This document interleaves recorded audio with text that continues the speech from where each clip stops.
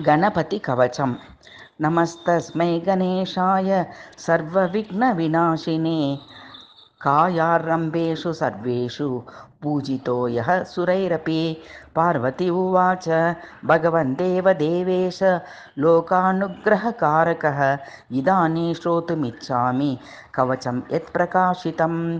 एकाक्षरस्य मन्त्रस्य त्वया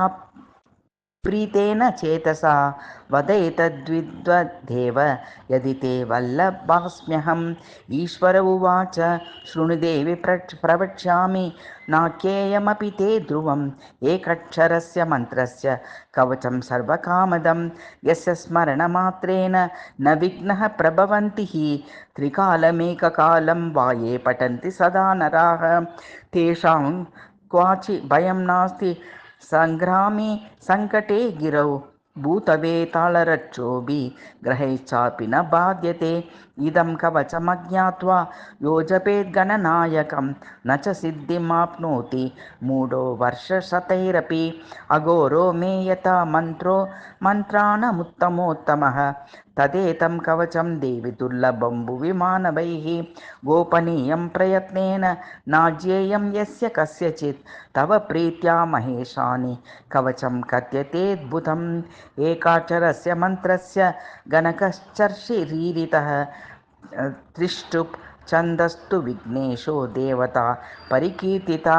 ग्रं बीजं शक्तिरोङ्कारं सर्वकामार्थसिद्धये सर्वविघ्नविनाशाय विनियोगस्तु कीर्तितः ध्यानं रक्ताम्भोजस्वरूपं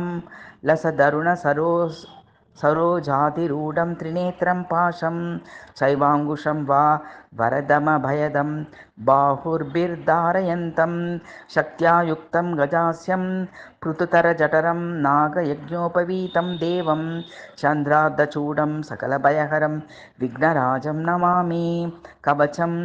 गणेशो मे शिरः पातु बालं पातु गजाननः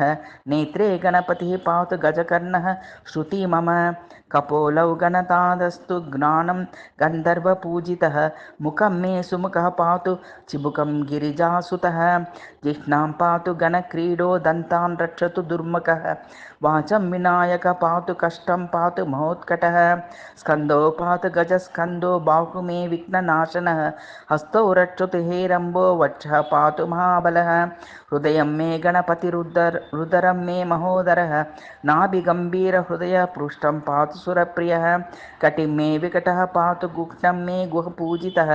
उरुमे पातु कौमारं जानुनी च गणाधिपः जङ्गे गजप्रदः पातु गुल्फो मे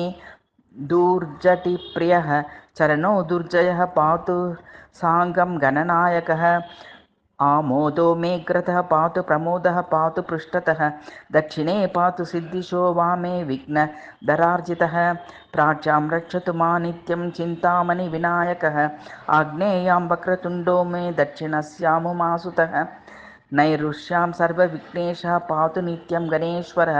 प्रतीक्षां सिद्धिदः पातु वायव्यां गजकर्णकः कौबेर्यां सर्वसिद्धिशः ईशान्यामीशनन्दनः ऊर्ध्वं विनायकः पातु अधो मूषकवाहनः दिवागोक्षीरधवलः पातु नित्यं गजाननः रात्रौ पातु गणक्रीडः सन्ध्यो सुरवन्दितः पाशाङ्कुशाभयकरः सर्वतः पातु मां सदा ग्रहभूतपिशाचेभ्यः पातु नित्यं गजाननः सत्वं रजस्तमो वाचं बुद्धिं ज्ञानं स्मृतिं दयां धर्मचतुर्विधं लक्ष्मीं लज्जां कीर्तिं कुलं वपुः धनं धान्यं गृहं दारान् पौत्रान् सखींस्तथा एकदन्तोऽवतु श्रीमान् सर्वतः शङ्करात्मजः सिद्धिदं कीर्तिदं देवी प्रपटे नित्यः शुचिः एककालं द्विकालं वापि भक्तिमान् न तस्य दुर्लभं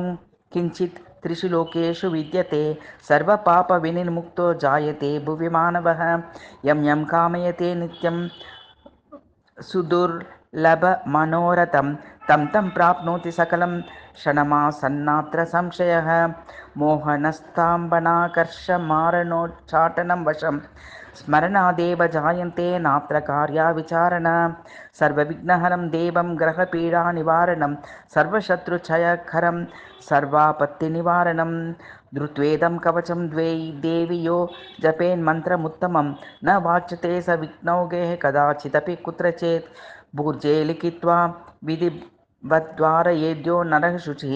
एकबाहो शिरकण्ठे पूजयित्वा गणाधिपम् एकाक्षरस्य मन्त्रस्य कवचं देवि दुर्लभं यो धारयेन्महेशानि न विघ्नैरपि भूयते गणेशहृदयं नाव कवचं सर्वसिद्धिदं पठेद्धा पाठयेद्वापि तस्य सिद्धिः करे स्थिता न प्रकाश्यं महेशानि कवचं यत्र कुत्रचित् दातव्यं भक्तियुक्ताय गुरुदेवपराय च।